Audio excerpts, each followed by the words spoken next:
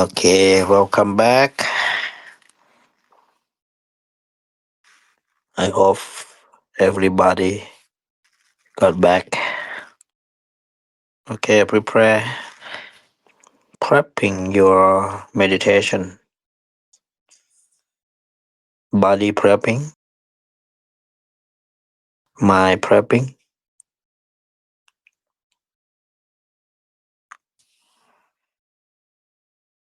How to prep the mind? Just make the mind to be in the present moment, knowing that you are sitting right here, right now. That's prepping the mind. You know how to prep the body. It's just like you know how to cut vegetable, cut meat.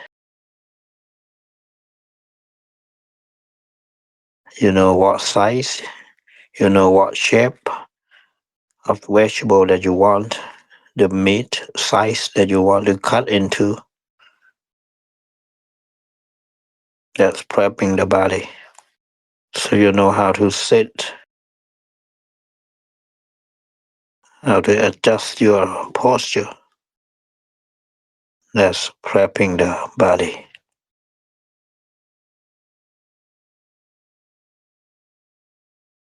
Try to get comfortable.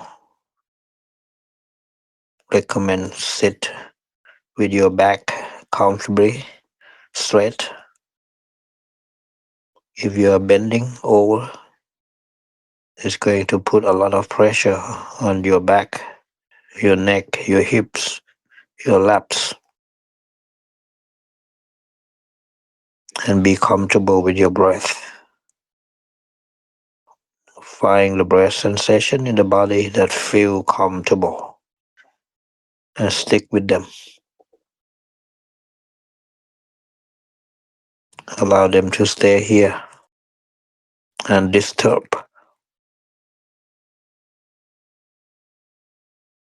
As the sense of comfort begin to grow, you have to be careful not to get sucked into it too much. Try to maintain your mindfulness if you already have one, and also your alertness so that the mind does not start drifting off.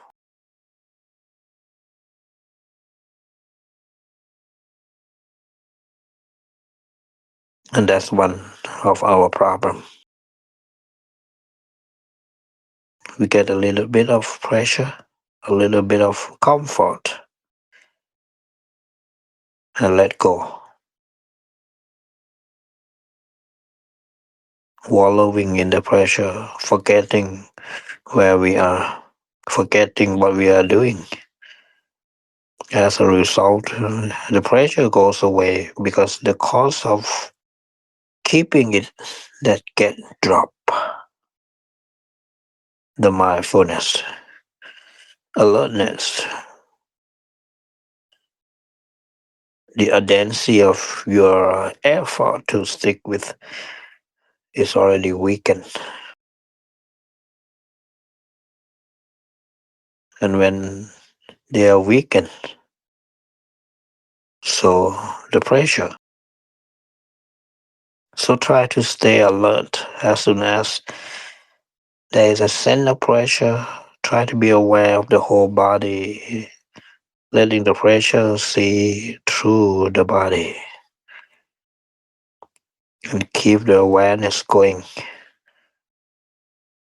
You can find that it's not as easy as it sounds because the mind has bad habit, tendency to shrink.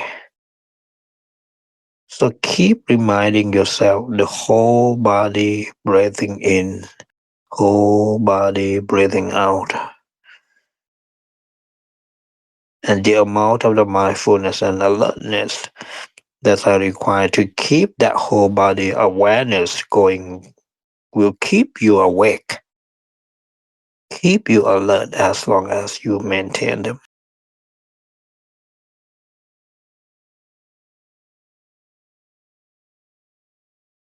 This is one very immediate,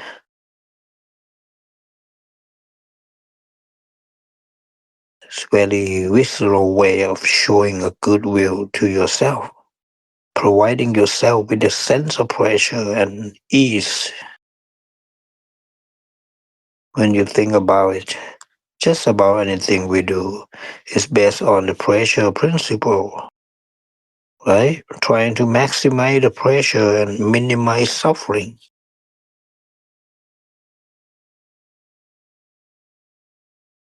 We come to the meditation because we found that other ways, other strategies for pursuing the pressure principle have not worked. I don't see any approach except the meditation that work for me, at least. They are not working to my satisfaction. And this is why the Buddha points this teaching at the issue of suffering and the end of the suffering. These are the big issue in our life. And there's a lot of bewilderment surrounding them. As the Buddha said, our reaction to suffering is one, bewilderment, and two, the search for someone to show us a way out. And this is why the Buddha put so much emphasis on who you hang around with, Kalyana Mitrata, who you associate with, who you look to for your advice. Why? Because they can set you on the right path to the end of the suffering. They can set you on the wrong path, winding in all kinds of direction. This is why you have to be very careful.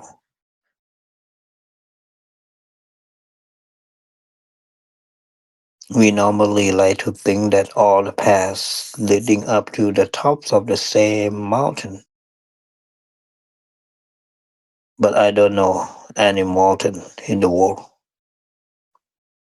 where the principle works. The path to the top of the Polar Mount does not lead to the top of Everest. The top of the Everest, there are a lot of paths on each mountain slope that lead away from the top of the mountain. Some lead you over a cliff. Be careful.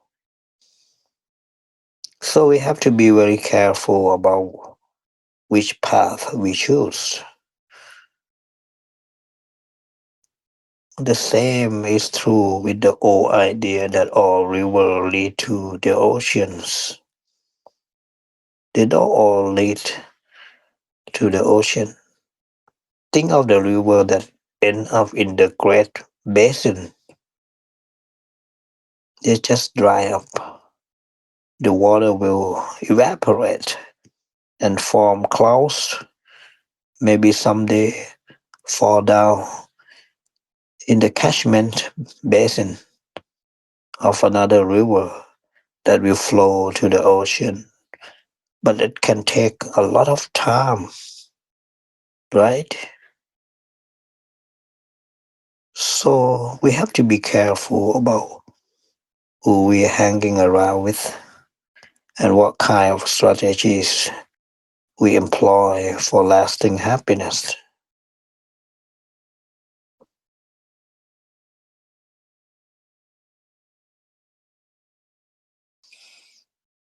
You know, in the Buddhism, the Buddha said that this is the beginning of the wisdom. Who are you hanging with? When you find the wise people, you ask them, what can I do? that will lead to my long-term welfare and happiness. Then you reflect on answer. You compare them to the strategies you have been pursuing and you see what's worth giving a try. Most of our strategies work to some extent.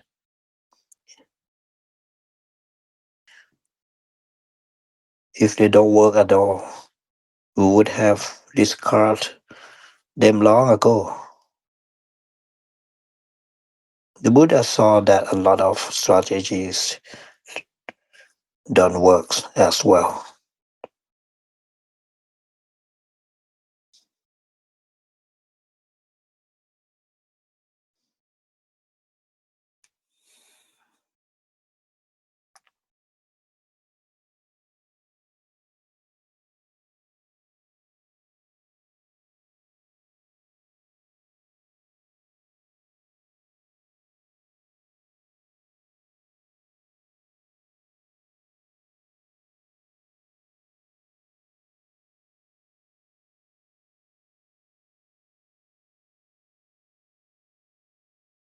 For example, there is habitual strategy to avoid even thinking about suffering.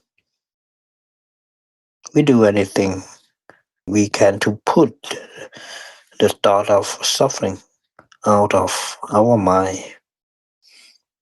The idea being that if we avoid thinking about it, pay it no attention, ignore it, it will go away.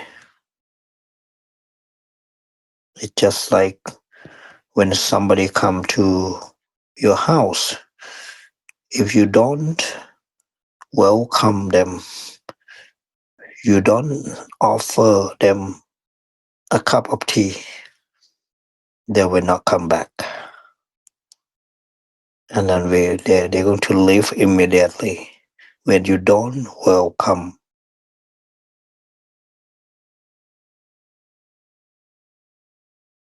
It's the same way with the greedy anger. Don't welcome them. Just see them coming, but don't pay attention.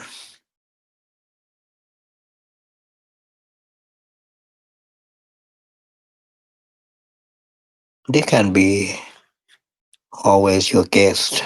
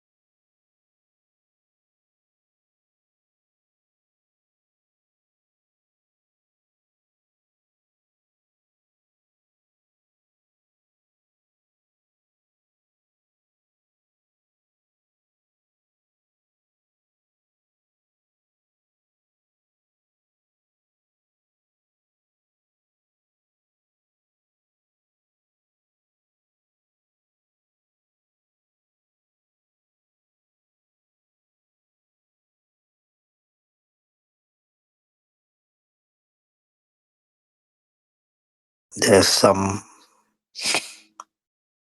misinterpreting what the Buddha say. The Buddha said that there is no self, and we think, but he cannot be right. We are not looking at what he's actually saying. He's saying your sense of self is a strategy, an attempt to maximize happiness and minimize suffering. To some extent, it works, but he actually has us use our sense of self as a part of the practice, teaching us to be self-reliant, to look after our true self-interest. In other words, our long-term welfare and happiness. His teaching on the generosity, virtue, and the development of the goodwill, all the things that come under the category of merit, are skillful ways of employing our strategy of self.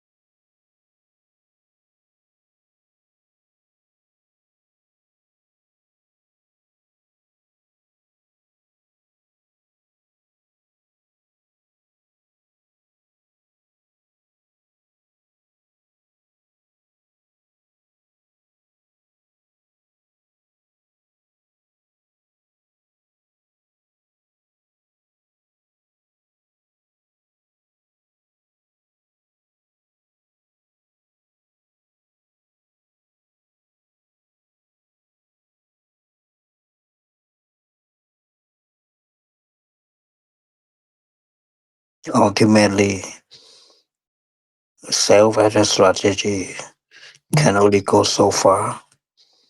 This is where the not self strategy come in. So look at the various things you hold on to.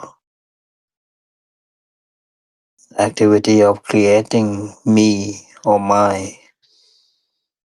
Exactly what are we creating it out of? Look at the raw material. You see that they cannot possibly be you. They cannot possibly provide a true happiness in the ultimate sense because they are so unstable,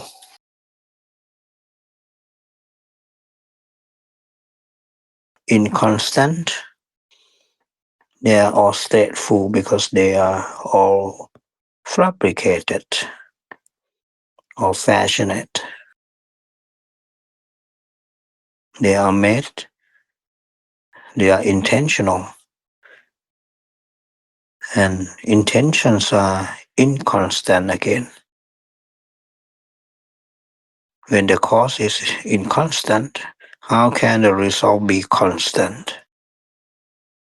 This analysis goes against the grain.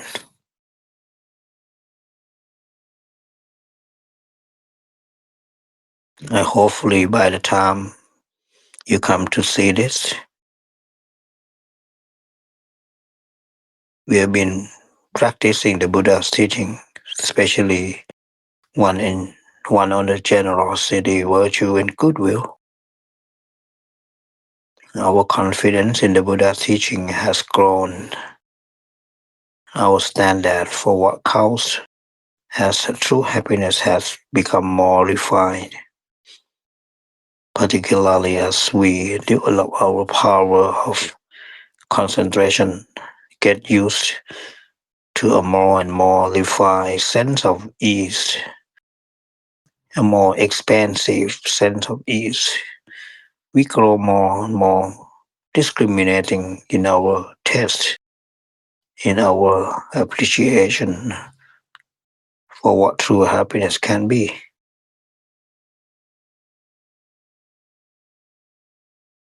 Can come to the point where we are willing to uncloud our minds and say, wow, maybe the Buddha is right.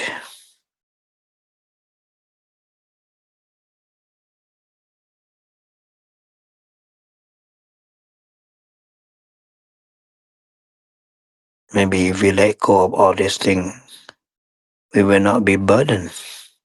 This is what the not self strategy is all about. It's about learning how to let go of all makes shift that we cling to in order to find the greater happiness that's come from letting go.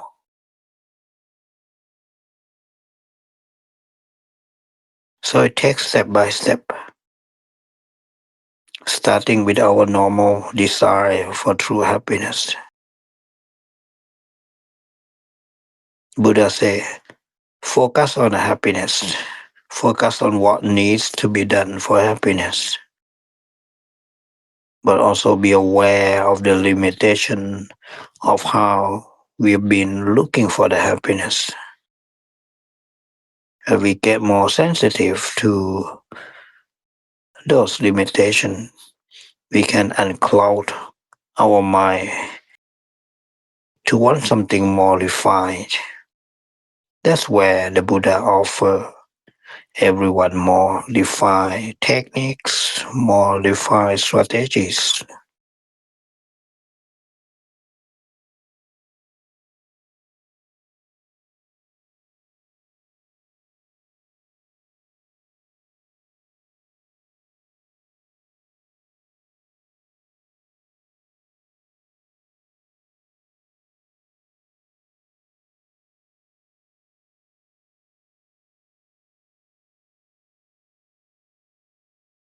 When we are able to put the mind in the position where it can be a better and better chance of gaining kind of maturity, finally willing to give the Buddha approach a try to repress our old strategies.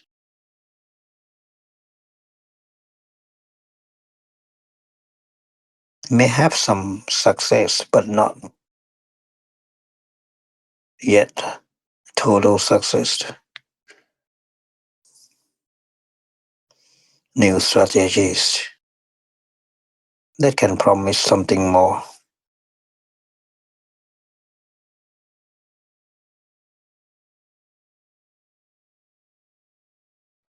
Anyway, the happiness is conditioned.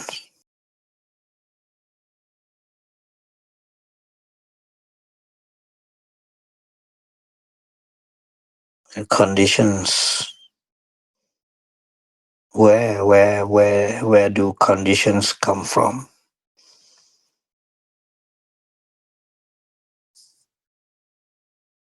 They come from our intentions. What are our intentions like? You have seen your intentions go up and down, backwards and forwards, even when you try to make them constant in the concentration. you find that even the most refined states of the concentration, there is some little ups and downs.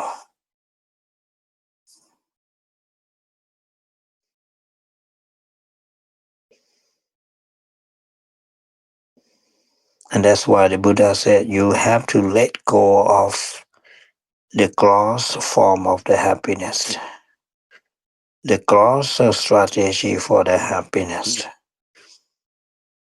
and get used to more and more refined ones. Finally, take you to the point where there is no cost left but to let go of strategies. All strategies, it's just like painting yourself into a corner. The only way to get out of the corner is not to be anywhere, right? Not to be in any location at all. When you can manage, you see that what the Buddha taught was right. He really knew what he was talking about. And it is a way to the true happiness.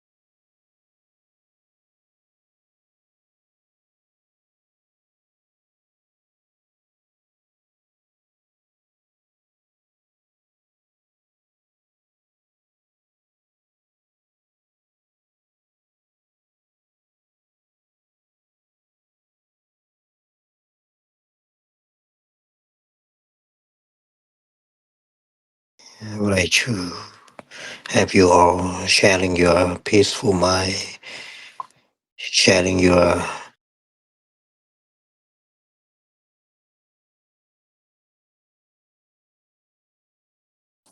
pure intention to our being, wishing them wealthy, healthy, prosperity, wishing them be out of danger, wishing them free from the suffering. Sape satta avela hotu, apaya pacha hotu, anika hotu, suki atanang pariharantu.